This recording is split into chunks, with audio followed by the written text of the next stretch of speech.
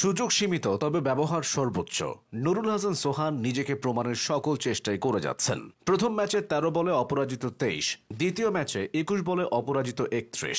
সোহানের batting শৈলীতে দুইটা ম্যাচে আফগানিস্তানকে হারিয়ে দিয়েছে বাংলাদেশ।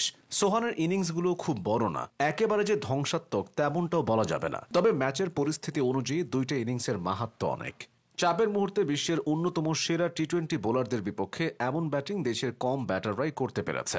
নার্ভ ধরে রেখে ম্যাচ জেতানো তো পরের ব্যাপার। আফগানিস্তানের বিপক্ষে সিরিজের দ্বিতীয় ম্যাচে সোহান যখন ক্রিজে আসেন তখন ৮০ রানে টাইগারদের টপ অর্ডারের ৪ জন ব্যাটার প্যাভিলিয়নে। তারপর আছে শুধু সাইফুদ্দিন ও রিশাদদের মতো ব্যাটার। এমন অবস্থায় চাপে পড়ে দুমড়ে মুচড়ে যাওয়া টাইগারদের সহজাত অভ্যাস। সোহান সেখানে রানের খাতা খুলেছিলেন মোহাম্মদ নাবিকে ৬ হাঁকিয়ে। এরপর রশিদ খানকে রিভার্স সুইপে ৪ ও নূর আহমেদকে ফুল করে বিশাল ৬ হাঁকিয়েছেন তিনি। ৪০-এর বেশি রান বাকি থাকতে শামীম ফিরে গেলেও সোহান দায়িত্ব নিয়ে থেকেছেন শেষ পর্যন্ত।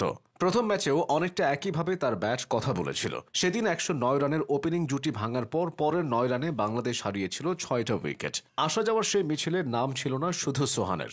শেষ ২ ওভারে ১৬ রানের সমীকরণ তিনি মিলিয়ে দিয়েছিলেন মাত্র ৪ বলে। ওমর জাইকে মেরেছিলেন ২টা বড় ছক্কা এবং একটা ৪। সোহানের ব্যাটিংয়ের সীমাবদ্ধতা নিয়ে সমালোচনা হয়। উইকেটে আসলে তার এলোমেলো স্ট্যান্স নিয়ে হাসি তামাশা হয়, কিন্তু বহু সীমাবদ্ধতা আর আজব এই টেকনিক নিয়েই তিনি সফল হচ্ছেন।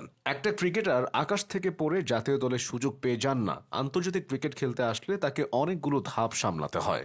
সোহানও সেই ধাপগুলো পেরিয়ে এসেছেন।